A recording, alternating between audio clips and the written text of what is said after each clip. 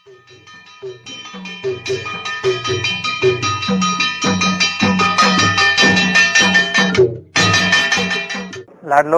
Master जी फिलहाल अपने जो नौकरी थी उससे सेवानिवृत्त हो चुके हैं और ये अपना पूरा टाइम पूरा समय वो हरियाणवी संस्कृति ने आगे बढ़ाने में लगा रहे हैं। इसने लेकर वो आगे भी बहुत कुछ करने लग रहे हैं और हमने थोड़ा सा उनके फ्यूचर प्लान के बारे में पता करा कि आगे उनका क्या फ्यूचर प्लान है हरियाणवी संस्कृति ने लेकर और हरियाणवी संस्कृति के प्रति जो उनका कर्तव्य है, जो उनका दायित्व है, उसने निभाने खातिर वह और क्या करने लग रहे थे। अच्छा मास्टर जी, आपने मतलब काफ़ी लंबा दौर रागनियों का रहा, काफ़ी लंबा कैरियर रहा आपका। आपने दोबारा भी स्टार्ट करा मंजू शर्मा जी के साथ में। हाँ बिल्कुल। तो और जो दूसरा जो दौर है वो अभी तक भी कंटिन्यू चल ही रहा है। अभी भी आप स्टेज प्रोग्राम कर रहे हो? हाँ। कैसेट रिकॉर्डिंग अभी भी चल रही है? हाँ हाँ। अच्छा, अभी फिलहाल गाने के अलावा और आप क्या कर रहे हो? गाने के अलावा अभी मैं एक लोकगीतों पर आधारित एक बुक लिखी है। अच्छा। उसमें मेरी स्वरचित रचनाएं हैं। अच्छा। वैसे मैं अपने आप को कोई कवि या लेखक नहीं मानता, लेकिन समय समय पर मुझे ऐसे लोकगीतों की, ऐसी रागनियों की, ऐसे भजनों की या गीतों की जरूरत पड़ी कि जो कवियों के लिखे हुए नहीं थे। इसलिए फिर मेरे पास में यही विकल्प बचा कि इनको मैं लिखूं। तो मैं समय समय पे वे लोकगीत लिखे पहले तो, जो लोकगीत किसी भी कवि ने नहीं लिखे, क्योंकि मुझे किसी कवि से कोई परहेज नहीं। अगर मेरे सब्जेक्ट का जो कंटेंट मुझे चाहिए, अगर उसका किसी का भी XYZ कोई लोकगीत है, कोई भजन रागनी है, तो मैं उसी को गा देता हूँ। लेकिन वहाँ मुझे दिक्कत पड़ी जहाँ उस जैसा कोई लोकगीत था ही नहीं। कुछ कंटेंट से रिलेटेड कुछ मिला नहीं? हाँ, उससे संबंधित जब मुझे नहीं मिला तो मैं फिर वो लिखे, और लिखने के बाद में फिर मैं ये भी देखा कि वे पब्लिक में बड़े हिट हुए।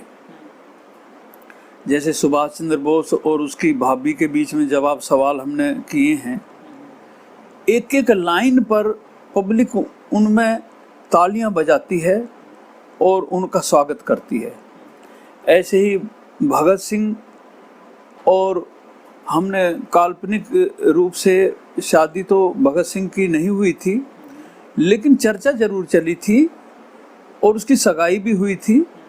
तो हमने वहाँ कल्पना करके और भगत सिंह और जो होने वाली पत्नी है उनके बीच में जो है जवाब सवाल किए। इस पर भी लोगों ने बहुत ही अच्छा रेस्पॉन्स दिया और बहुत ही पॉपुलर हुई है मेरी रागनी। इसी तरह से और भी बहुत रागनी हैं, जैसे रावण और सीता के जवाब सवाल में लिखे, और इसी तरह से पायल और मुकुट। जैसे मैंने कल्पना की है कि दुर्गे माँ सो रही है और मुकुट पास में रखा हुआ है, उनके पैरों से वो पायल छनक जाती है तो मुकुट उसको धमकाता है, तो पायल ये कहती है कि तू मुझे छोटी समझ करके धमका रहा है, कि हाँ छोटी तो तू है और मैं बड़ा हूँ, धमकाऊंगा। तो वहाँ एक छोटे और बड़े के बीच में किस तरह से वो ये साबित करती है कि छोटा आदमी भी उतना ही महत्वपूर्ण है, या छोटी चीज भी उतनी महत्वपूर्ण है जितनी बड़ी। वहाँ भी मैं एक रागनी लिखी है, और बहुत सी रागनी लिखी है, जैसे नारी रतन की खान वो भी लिखी है, बेटी बचाओ बेटी पढ़ाओ, प्रदूषण पर भी मैं लिखी है, और इसी तरह से काफ़ी सब्जेक्ट में लिए। और जैसे कोई रागनी ये वीर सावरकर पर अभी मेरे नज़रों में किसी कवि की नहीं थी। अच्छा। वो भी मैं लिखी है, और वीर शिवाजी पर भी मैं एक रागनी लिखी है, अब्दुल कलाम पर भी एक रागनी लिखी है। मतलब मैं इस किताब में वे सब्जेक्ट लिए हैं जो लोक कवियों ने नहीं छुए, जो अछूते थे। तो ये मेरा पहला प्रयास है। तो आजकल ये कार्य चल रहा है। कितनी रागनी होंगी ये लगभग 150 रागनी होंगी ऐसी। अच्छा, हाँ। तो फिर इनकी मतलब किताब छपवा दी, आ गई? नहीं, अभी मार्केट में नहीं आई है।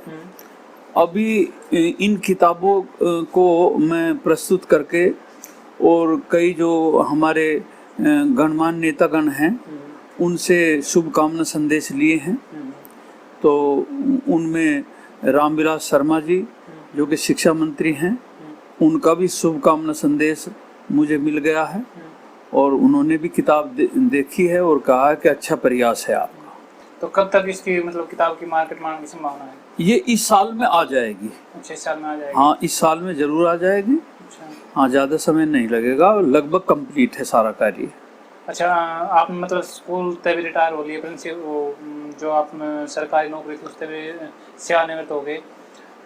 सेवानिवृत्त हो गया हूँ। हाँ, मैं पेंशनर हूँ। कौन से सन में हुए थे आप सेवानिवृत्त? मैं 14 में। 14 में थे।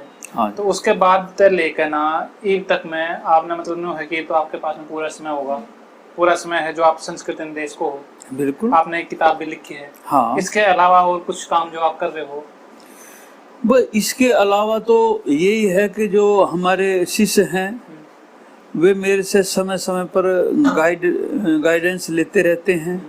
मैं उनको भी समय देता हूँ और उनको गाइडेंस भी देता हूँ।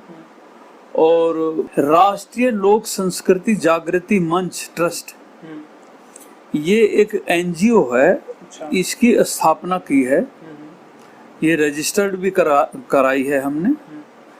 और इसके थ्रू मैं जो ज्वलंत समस्याएं हमारे देश के सामने हैं, उन समस्याओं का निराकरण कैसे हो, पब्लिक के बीच में जाकर के उन समस्याओं को, उन बिंदुओं को उठाना और पब्लिक की राय लेना और उस राय से फिर सरकार को अवगत कराना। और जैसे प्रदूषण है, जनसंख्या है, इसके बारे में लोगों को समझाना। जो विद्वानों के विचार हैं वे लोगों को समझाना। तो ये कार्य हम इस मंच के माध्यम से कर रहे हैं। अभी एक हमने योगा दिवस पर विशाल कार्यक्रम किया है इसी मंच के माध्यम से, और आगे हरियाणा में, राजस्थान में, सभी जगह हम ये ऐसे कार्यक्रम चलाएंगे। अच्छा अच्छा, अभी थोड़ी देर पहले जिक्र आया आपके जो शिष्य हैं वो आपसे मार्गदर्शन लेते रहते हैं। तो एक छोटी सी चीज़, कितने के आपके मतलब शिष्य हैं और कौन कौन आज के दिन में जो आज के मार्केट में है स्थापित कलाकार के तौर पर उभर कर आ रहे हैं? देखो, सबसे पहले और सबसे महत्वपूर्ण तो शिष्य मेरे ब्रह्मपाल नागर हैं। अच्छा। वे मेरे मार्गदर्शन में एक लंबे अरसे तक रहे और उन्होंने संस्कृति के क्षेत्र में काफ़ी काम किया है और वे विदेशों तक गए हैं और उन्होंने वहाँ जाकर भी भारतीय संस्कृति का प्रचार प्रसार किया है। तो वे स्थापित कलाकार हैं। और उसके बाद में अमित चौधरी है, वो भी इस समय बहुत ही स्थापित कलाकारों में हैं। ये खूब अच्छा कार्य कर रहे हैं। और इसके बाद एक रामफल खोसिया है, वो भी स्थापित कलाकार है। और ऐसे रामभूल शर्मा हैं, काफ़ी कलाकार हैं जो अपने अपने क्षेत्रों में खूब अच्छा कार्य कर रहे हैं। हाँ। अच्छा, गुरुजी आपके भी मतलब हैं? हाँ, अभी हैं, लेकिन उन्होंने थोड़ा इस क्षेत्र में काम छोड़ दिया है। अच्छा। हाँ, गायकी के क्षेत्र में या लेखन के क्षेत्र में, क्योंकि मेरे गुरुजी ने भी काफ़ी बहुत रागनियाँ लिखी हैं। कम से कम 20 किस्से लिखे हैं, ज़्यादा ही लिखे होंगे, 40 किस्से लिखे हैं उन्होंने। तो आपने जो रागनी गाई, जो जितने भी आपने परफॉर्मेंस दी जहाँ कहीं भी, आपने कदे अपने गुरुजियों की लिखी रागनी गाई? हाँ, खूब गाई हैं। कोई एक आध रागनी ऐसी बताओगे जो आपके गुरुजियों ने लिखी हो और काफ़ी फेमस भी हुई हो? हाँ, ये हमारे गुरुजी ने एक रागनी लिखी है, इसकी मोर धज के किस्से की, कि विद्याधरनी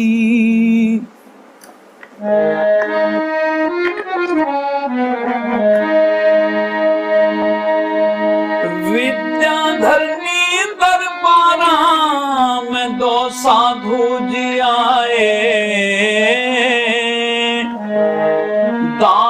दक्षिणा दो संतों को, इतने क्यों घबराए। ये लिखी है। और एक बहुत अच्छी रागनी उन्होंने लिखी है,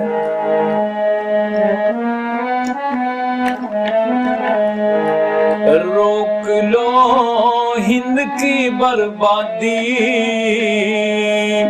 हो, रोक लो हिंद की बर्बादी,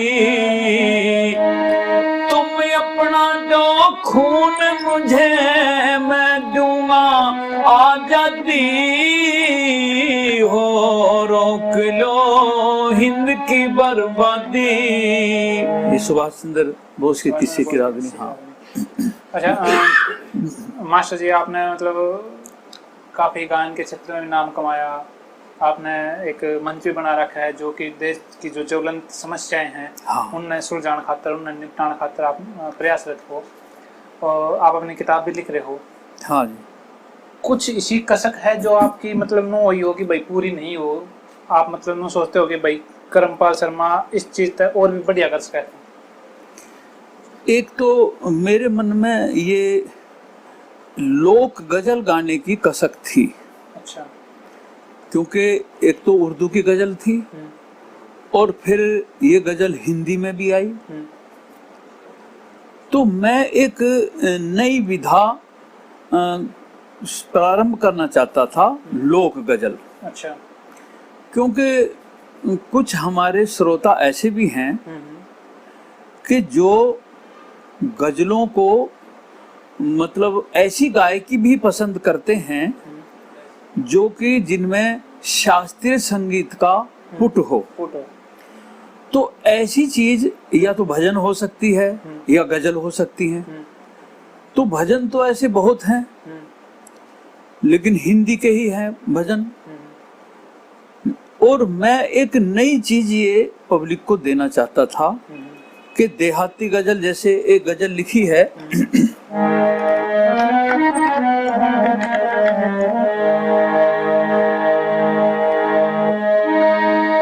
बोले तो बस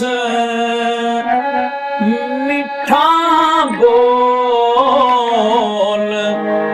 वरना तू अपना मुंह ना खोल। बोले तो बस मीठा बोल, वरना तू अपना मुंह ना खोल।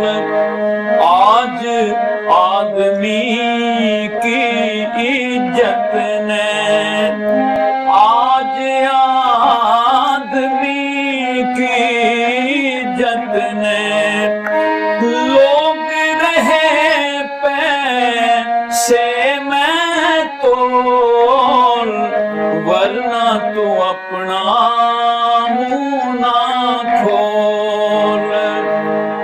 तो ये जो है इस तरह की गजल हमारे लेखकों ने, जो हरियाणा के लेखक हैं, जिनमें एक नाम मैं भूल गया, बता दूंगा जब मेरे याद आएगा, उनसे मेरी बातचीत भी होती रहती है, उन्होंने लिखी हैं। कमल हरियाणवी भी हैं। हाँ, एक और हैं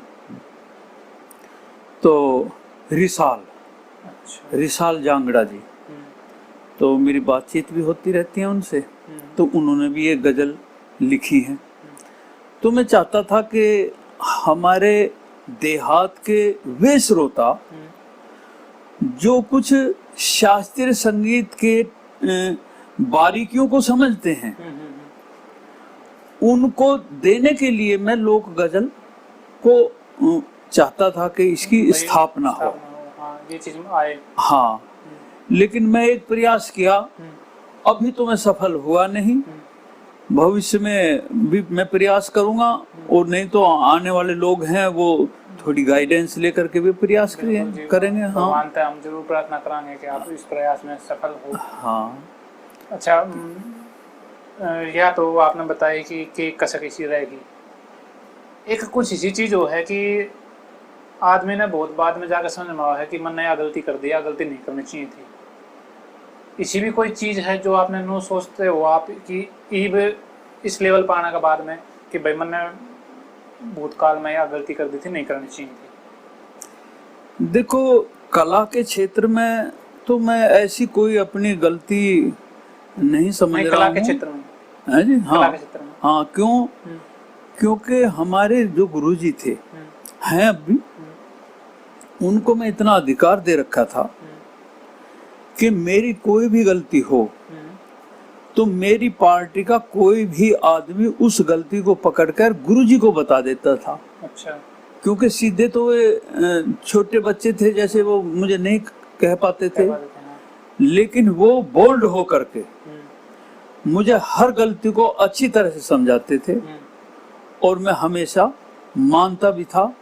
मेरे गुरुजी ने तो मैं पिटा भी हूँ स्टेज पे, मैं थप्पड़ भी खाए हैं, लेकिन हम फिर भी जो है उनको स्वीकार किया कि ये हमारे बेनिफिट के लिए है। हमने भी जब हम अध्यापक थे तो बच्चों को थप्पड़ चट्टू हमें भी मारने पड़ते हैं, तो हम ये समझ गए कि इन्होंने हम मार दिया तो कोई बड़ी बात नहीं। हाँ, तो इसलिए इस क्षेत्र में कोई ऐसी गलती तो मेरे दिमाग में नहीं है कि जो उन्होंने होने दी हो मेरे से। हाँ, और कुछ हो भी गई हो तो फिलहाल ध्यान भी नहीं। हाँ हाँ, चलो वो क्योंकि आदमी गलती का पुतला है, आदमी तो करता रहता है, हो सकता है हो भी गई हूँ। बिल्कुल बिल्कुल, बहुत बढ़िया। मतलब हम दिनों कहेंगे कि श्री गुरु जी भगवान सब न दे, जो अपने शिष्य ने गलत रास्ता नहीं पकड़न दे। हाँ। अच्छा, एक छोटी सी चीज और कि आपने ना काफी मतलब शुरुआती दौर में बचपन से ही गाना स्टार्ट कर दिया था। हाँ बिल्कुल। और जैसे कि आपने बताया कि आपके पिताजी ने नो भी डर था कि भाई कदे गलत संगत में या गलत रास्ते नहीं चल जा। हाँ। घर का तो छुप के कदे आप ईशा कोई गलत रास्ते पे चलने की या कदे इसी नौबत बताई कि भाई आपने करना पड़ा हो ऐसा काम, भाई जैसे आजकल जैसे आपने बताया कि शराब वाला था या ऐसा कोई काम गलत आदत पकड़ी हो? देखो, घर वालों से छिपके तो मैं यही काम किया है, गाने का ही। अन्य तो कोई ऐसा काम नहीं कि जो मैं कोई गलत रास्ते पे कभी गया हूँ, क्योंकि हमारी संगत जो है अच्छी रही है। तो ऐसा कोई कार्य तो जब से होश संभाला है तब से तो कोई ऐसा कोई काम किया नहीं। और बचपन में तो कुछ होगा तो अलग ही, हाँ, कह नहीं सकते। अच्छा अच्छा, जैसे आपने बताया कि किताब है, तो किताब तो इस साल में आ लेगी। हाँ। और संगठन के माध्यम से आप लोगों ने जागरूक भी करते रहोगे। इसके अलावा कुछ और आपका भविष्य के खातिर कोई हो कि भाई हाँ एक यो काम और उधार पड़ा है, यो काम भी करना है? इसके अलावा तो यही काम है कि अभी मैं रामविलास शर्मा जी जो शिक्षा मंत्री हैं हरियाणा के, और उनसे मेरी मुलाकात हुई है, तो उन्होंने पब्लिकली ये बात रखी है कि पंडित लक्ष्मीचंद यूनिवर्सिटी जो अभी निर्माणाधीन है, उसमें हम आपको कोई कार्यभार देंगे और आप अपने अनुभव से भारतीय संस्कृति के लिए कुछ और भी काम करो। तो मैं भी वो बात स्वीकार कर ली है, और अगर मुझे ऐसा मौका मिलता है तो मैं वहाँ उस यूनिवर्सिटी में भी जा कर के वो भारतीय संस्कृति के लिए और आगे आने वाली पीढ़ियों के लिए कुछ कार्य करना चाहता हूँ, जिसमें ये भी मैं विचार किया है कि जो हमारी ऐसी रागनियाँ हमारे कवियों ने लिखी हैं, जिनमें जीवन दर्शन है, जिनमें अच्छी प्रकार से जीवन जीने का मार्गदर्शन है, ये चीज़ हमारे हरियाणा में और हमारे इस हिंदी भाषी क्षेत्र में, वो भी हिंदी भाषी नहीं कह सकते, केवल उस क्षेत्र में जिसमें रागनी चलती है, क्योंकि हिंदी भाषी तो ब्रज भी है लेकिन वहाँ रागनी नहीं चलती। तो इसलिए हमारी इस विधा में कितना रिच कंटेंट है, कितने विचार उच्च कोटि के हैं, ये अभी हमारे इस क्षेत्र से बाहर नहीं गए।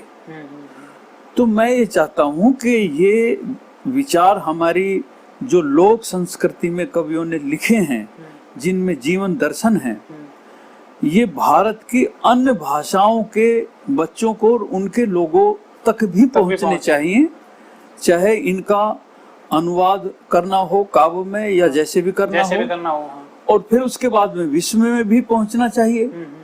अब शेक्सपियर के नाटक हम यहाँ भी तो बच्चों को पढ़ाते हैं। और शेक्सपियर ने जो अपने वे प्लेज लिखे हैं वो इंग्लिश में नहीं लिखे, बल्कि जो डायलेक्ट है, मतलब इंग्लिश की जो वो खड़ी बोली जैसे हमारी अपनी बोली में लिखे हैं, फिर वे इंग्लिश में कन्वर्ट हुए और अब सारे विश्व की भाषा में। तो इसी तरह से हमारा जो ये हमारे कवियों का जो लिखा हुआ ये काव्य है ये पूरे विश्व में जाए, ये मेरी कामना इच्छा है। बिल्कुल बिल्कुल। और हम भी मानते हैं कि भाई लक्ष्मीचंद है वो हरियाणा का शेक्सपियर था, तो हरियाणा का जो शेक्सपियर था उसकी बात भी पूरे वर्ल्ड में हरियाणा के शेक्सपियर हैं लक्ष्मीचंद, और ये भी विश्व में उनके विचार जाने चाहिए, लाभान्वित हों लोग। अच्छा मास्टर जी, आप यूपी से संबंधित हो। हाँ। और हरियाणवी बोली में मतलब हरियाणवी रागनियां में आपने एक काफी नाम भी करा है, तो आपने कदे ऐसा नहीं लगा कि जो यूपी वाली जो टोन है या जो यूपी वाला जो पुट है वो कदे रास्ते में थोड़ा बाधक बना हो, या आपने हरियाणा मतलब न्यू है ना कि बिल्कुल अलग उसमें प्रीफिक्स में चली जा है रागनी, तो कदे ऐसा दिक्कत नहीं आई कोई? अब इसमें ऐसा है कि जैसे हरियाणा के जितने भी गायक हैं जब वो वार्ता देते हैं तो वार्ता में शुद्ध हिंदी बोलते हैं, और जब वे रागनी गाते हैं तो उसमें थोड़ा सा हरियाणवी पुट हो जाता है, और वो ही मेरा हिसाब रहा। वार्ता में मैं भी शुद्ध हिंदी में रहता हूँ, और जब मैं रागनी गाता हूँ उसमें हरियाणवी फ्लेवर आ जाता है मेरी में भी, तो थोड़ा बहुत अंतर तो हुआ है। और इस अंतर से एक बेनिफिट भी हुआ है कि जो क्षेत्र रागनी को कुछ कम लाइक करता था या समझता था, ये वहां तक भी पहुंच गई है। तो उससे मुझे ये बेनिफिट हुआ है कि उस क्षेत्र में भी मैं इस रागनी को पहुंचा पाया हूँ, लेके गया हूँ, जहाँ लोग उनको हरियाणवी भाषा को कम समझते हैं। हाँ। अच्छा मास्टर जी, जैसे आजकल का जो दौर चल रहा है, एक तो रागनी ने थोड़ी सी गाने के साथ में मिक्स करके या रिमिक्स बना कर पेश करे हैं, या आजकल की जो रागनी आ रही हैं जो वो थोड़ा है ना एक उसमें अभद्रता है, तो उसके लेके आप क्या कहना चाहोगे? आपने कदे इसी कोई वो मौका आया हो कि आपने ऐसा काम करना पड़ा हो, या इसमें आप जो बचे इससे किस तरह बचा पाए अपने आप में? देखो, ये तो आदमी को अपने ऊपर विश्वास, भरोसा और ये देखना चाहिए कि हम कहाँ खड़े हुए हैं। जिस समय हम मंच पे खड़े हुए हैं और पब्लिक हमारी बात सुन रही है, तो हमारे ऊपर बहुत बड़ी जिम्मेदारी आ जाती है। तो वे लोग अपने आप को, अपनी हैसियत को नहीं समझते, जो गलत बोलते हैं, गंदे चुटकुले बोलते हैं, वे इस बात को भूल जाते हैं कि हम एक बहुत ऊंचे स्थान पर खड़े हैं, और इस कारण से हमारे ऊपर एक बहुत बड़ी जिम्मेदारी है। और वो जिम्मेदारी ये है कि हम ऐसा कोई शब्द ना कहें कि जिससे हमारी संस्कृति पे धब्बा हो, या हमारी देशभक्ति पे या किसी भी किस्म से वो श्रोता में कोई गलत मैसेज नहीं जाना चाहिए। हमारे घर परिवार भी हैं, तो अगर मैं मान लिया कुछ गलत बोलूँगा तो हमारे बच्चों को भी ये पता लगेगा, तो वे क्या कहेंगे, वे उस बात को समझते ही नहीं। और हमारे बड़े बुजुर्ग जो सामने बैठे हुए हैं, एक बार तो ये हंस लेंगे या कुछ भी कर लेंगे, बाद में वे भी गाली देंगे, ये निश्चित बात है। एक बार वो मनोरंजन करने के बाद में फिर वो भी गाली देते हैं। तो उन्हें अपनी उस स्थिति का और अपनी हैसियत का पता नहीं होता कि हम कितने बड़ी चीज हैं, क्योंकि जो गायक होता है या जो कवि होता है वो पूरे समाज का पथ प्रदर्शक होता है। तो जो लोग ये गंदा और भद्दा बोलते हैं, मैं समझता हूँ कि धीरे धीरे वे भी लाइन पे आएंगे और जैसे आप जो है शायद इस बात को भी कहोगे कि भाई ये आजकल डांस भी चल रहे हैं, ये भी कल्चर। अब डांस तो पहले भी चलते थे, सांगों में भी डांस होते थे, लेकिन एक तो लड़कियों का तंग कपड़े पहनना। भाई अगर आप एक डांसर हैं तो हरियाणवी डांसर की आप पोशाक देखें क्या होती है, लहंगा होती है और दुपट्टा जो भी कुछ होता है उस पोशाक में आप करें। दूसरी बात, आप जो है एक्शन गलत ना करें। ये जो सारी अभद्रता आई है ये इसलिए भी आई है कि कुछ डांसर स्टेज पर डांस करते समय कुछ ऐसे एक्शन करते हैं जो कि जिनका गलत मैसेज आता है। तो अगर ये इन दोनों चीजों को छोड़ दें, ना तो गलत एक्शन करें और प्रॉपर ड्रेस में हो और ज्यादा नंगापन ना हो ड्रेस में, तो कोई दिक्कत नहीं। डांस तो ठीक है, हम भी एक आध करवा लेते हैं, लेकिन मंजू शर्मा ने जितने भी डांस किए हैं आप देखो कि सारे डांसों में एक्शन हमारे फोक एक्शन हैं, कोई हमारे इंग्लिश एक्शन नहीं है। तो उनका जो है वो अच्छे भी लगते हैं और उनका हमारी आने वाली पीढ़ी पर कोई गलत असर भी नहीं पड़ता। बिल्कुल जी, बिल्कुल। हाँ, डबल मीनिंग वाले भी एक्शन हो जाते हैं। और ये तो कुछ लड़कियां भी आजकल ऐसी हैं कि वे भी चुटकले के बहाने से अश्लीलता परोस देती है। हाँ, और ये हमारे जो आयोजक हैं ये जिम्मेदारी उनकी भी है। अब हम जहाँ कहीं भी प्रोग्राम करने के लिए जाते हैं तो बहुत सी जगह हमें ये कह देते हैं कि जी डांस मत करवाना। अच्छा। हाँ, तो हम अगर डांसर को ले जाते भी हैं तो हम फिर भी नहीं करवाते। तो ये आयोजक ने भी स्टेप लिया और पब्लिक भी स्टेप लेगी। तो ये जो गलत रास्ते पे चल रहे हैं जितने भी कलाकार हैं ये सब ठीक हो जाएगा। हाँ, आप अपनी तरफ से कोई संदेश देना चाहोगे? बस मैं तो यही संदेश दूंगा कि एक तो कोई गंदा शब्द, चाहे वो चुटकुले के माध्यम से हो या लड़का जब लड़की से संवाद करता है, ये बीमारी एक और बड़ी है, चाहे वो सतवान सावित्री में ही संवाद क्यों ना कर रहा हो, लेकिन उसमें भी वो गंदी बात कह जाते हैं। लहजा उसका यही रहेगा, लहजा। तो ये एक तो लड़के लड़कियों के जो संवाद हैं ये शुद्ध होने चाहिए, और जो चुटकुले हैं वो शुद्ध होने चाहिए। बहुत चुटकुले ऐसे हैं कि उनमें हंसी जरूर आएगी और अच्छे भी लगते हैं। तो ये इन कार्यों में, इन बातों में सुधार करें और डांस में वो सुधार करें कि प्रॉपर ड्रेस में करें, एक्शन से ही करें। और सबसे बढ़कर के बात ये है कि हम भारत के नागरिक हैं। सभी गायकों को, सभी लेखकों को राष्ट्रीयता से संबंधित रागनियां गानी और लिखनी जरूर चाहिए, चाहे वहां पब्लिक डिमांड ना भी कर रही हो, लेकिन अपने राष्ट्रभक्तों के बारे में उनको जरूर 2-4 रागनी सुनानी चाहिए।